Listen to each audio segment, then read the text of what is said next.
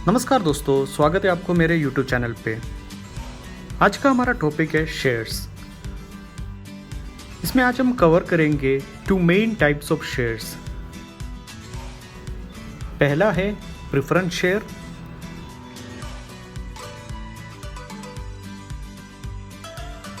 और दूसरा है इक्विटी शेयर्स।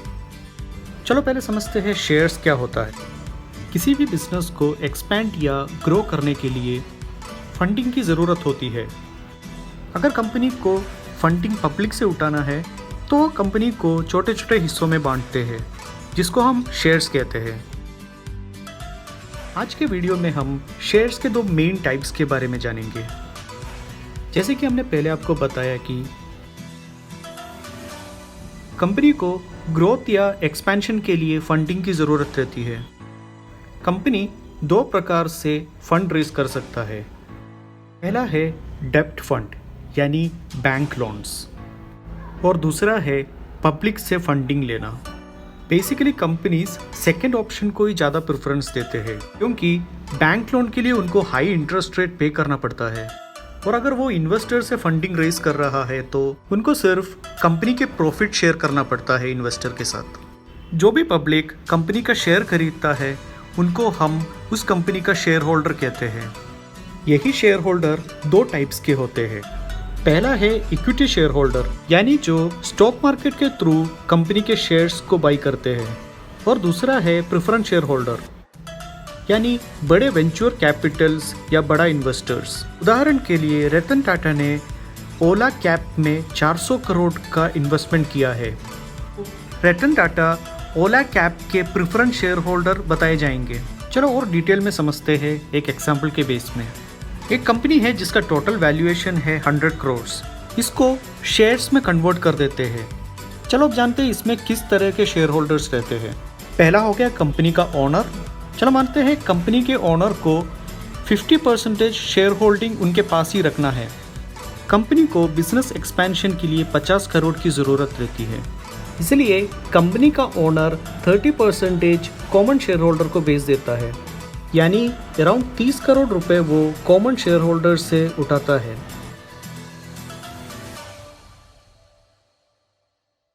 कंपनी के ओनर के पास जो 50% होल्डिंग है और इन्वेस्टर के पास जो 30% शेयर है, उसको कंबाइन करके जो शेयर होल्डिंग है उसको हम इक्विटी शेयर होल्डिंग कहते हैं या फिर कॉमन शेयर होल्डिंग कहते हैं।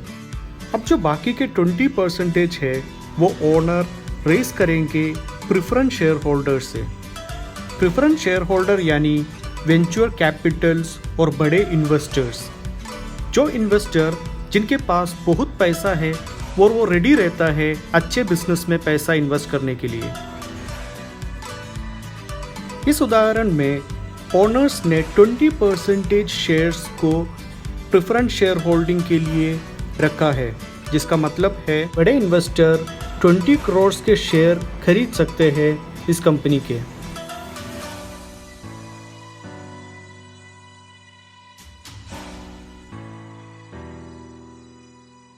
चलो आगे हम जानेंगे प्रेफरेंस शेयर होल्डर और इक्विटी शेयर होल्डर के बीच का जो डिफरेंसेस। आगे हम देखेंगे इक्विटी शेयर होल्डर होने का और प्रेफरेंस शेयर होल्डर होने का फ़ायदे और नुकसान के बारे में, और जानेंगे उनका क्या राइट्स है। जैसे कि हमने पहले ही आपको बताया है कि इक्विटी शेयर होल्डर वो होते हैं जो मार्केट के थ्रू कंपनी के शेयर बाई करते हैं, और प्रेफरेंस शेयर होल्डर वो होते हैं जो अपना पैसा अच्छे बिजनेस में इन्वेस्ट करना चाहते हैं। दोनों के डिफरेंसेस को समझते हैं एक एग्जाम्पल के थ्रू।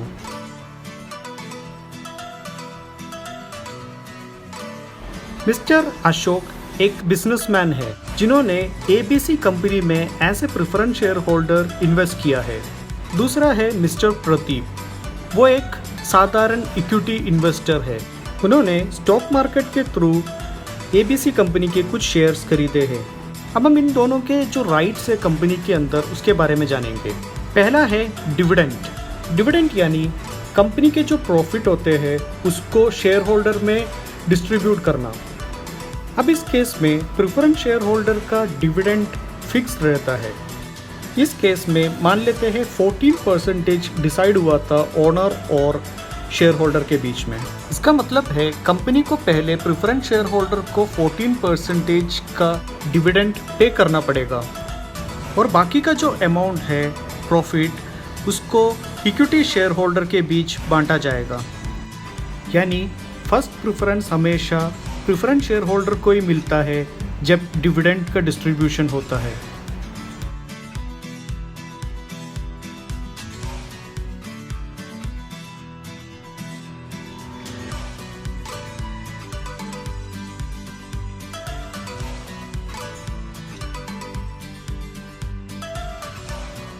दूसरा है वोटिंग राइट्स।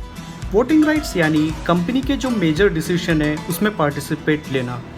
इसमें जो प्रेफरेंस शेयर होल्डर है उनको वोटिंग राइट्स नहीं रहता, वो मैनेजमेंट के कोई भी डिसीजन में पार्टिसिपेट नहीं कर सकते, परंतु जो इक्विटी इन्वेस्टर है उनको वोटिंग राइट्स रहता है।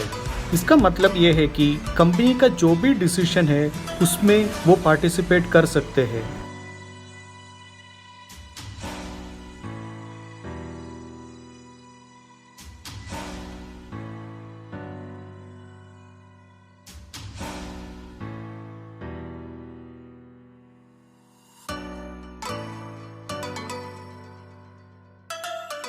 चलो अब तीसरा देखते हैं प्रेफरेंस राइट।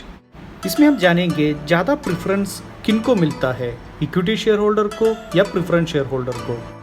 प्रायोरिटी हमेशा प्रेफरेंस शेयर होल्डर को ही मिलता है, चाहे वो डिविडेंड का केस हो या फिर बैंक्रप्सी का केस। बैंक्रप्सी यानी कंपनी बंद हो जाना, इन दोनों केस में प्रेफरेंस शेयर होल्डर को प्रायोरिटी मिलता है।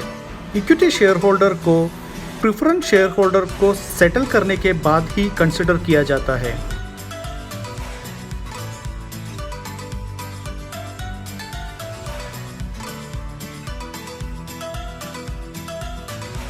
अब फोर्थ नंबर पे है शेयर प्राइस।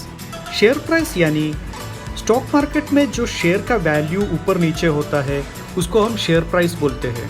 शेयर प्राइस का प्रेफरेंस शेयर होल्डर पे कोई इम्पैक्ट नहीं होता, क्योंकि जो प्रेफरेंस शेयर होल्डर है उनको हर साल फिक्स डिविडेंड दिया जाता है कंपनी की तरफ से। परंतु जो इक्विटी शेयर होल्डर है उनका फ़ायदा और नुकसान सब डिपेंड रहता है कंपनी के शेयर प्राइस से। शेयर प्राइस अगर ऊपर जाता है तो उनको फ़ायदा होता है और अगर नीचे गिरता है तो नुकसान।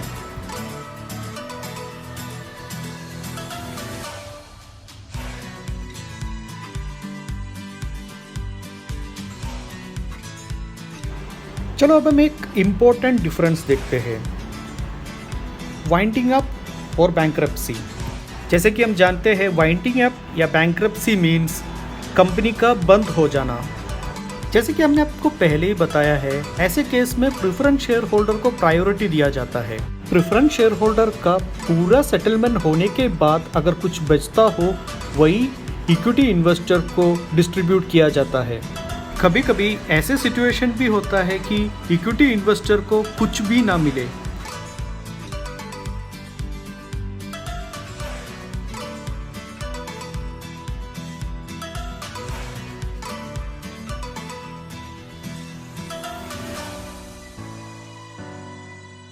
नेक्स्ट जो डिफरेंस है वो है रिस्क ऑन रिटर्न। अब तक हमें इतना तो पता चल चुका है कि ज़्यादा रिस्क इक्विटी शेयर होल्डर को ही है। ऐसा नहीं है कि सिर्फ इक्विटी शेयर होल्डर को ही रिस्क रहता है, कई ऐसे केसेस हुए हैं जहां पर प्रेफरेंस शेयर होल्डर को भी लॉसेस हुए हैं। लेकिन अगर हम कंपेयर किया जाए प्रेफरेंस शेयर होल्डर और इक्विटी शेयर होल्डर को, देन ज़्यादा रिस्क इक्विटी शेयर होल्डर को ही रहता है।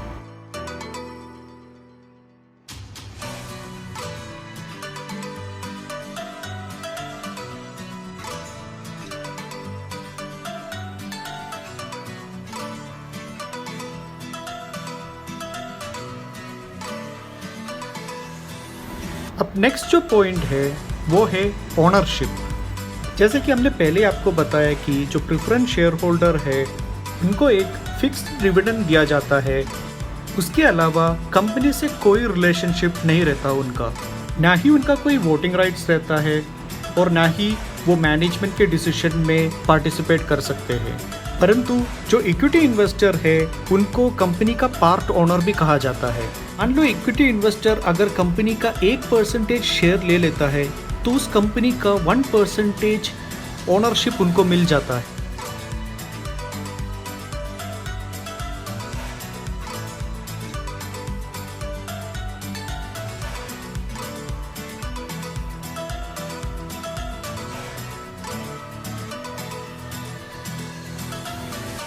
अब जो नेक्स्ट पॉइंट है वो है एग्जिट ऑप्शन। एग्जिट ऑप्शन यानी अपनी इन्वेस्टमेंट को विड्रॉ करना या वापस लेना। चलो देखते हैं प्रेफरेंस शेयर होल्डर का। पहले प्रेफरेंस शेयर होल्डर के पास 2 ऑप्शन रहते हैं एग्जिट करने का। पहला है कंपनी जब बाईबैक करेंगे उनके इन्वेस्टमेंट, और दूसरा ऑप्शन है प्रेफरेंस शेयर को इक्विटी शेयर में कन्वर्ट करना और फिर उसको मार्केट में सेल करना। सेम वैसे ही इक्विटी शेयर होल्डर को भी 2 ऑप्शन मिलता है एग्जिट करने का। पहला जो ऑप्शन है वो है बाईबैक, यानी कंपनी को अगर उनका शेयर वापस लेना हो तो वो इन्वेस्टर से ले सकते हैं। दूसरा जो ऑप्शन है उसमें शेयर होल्डर अपने शेयर को सेल कर सकते हैं मार्केट में।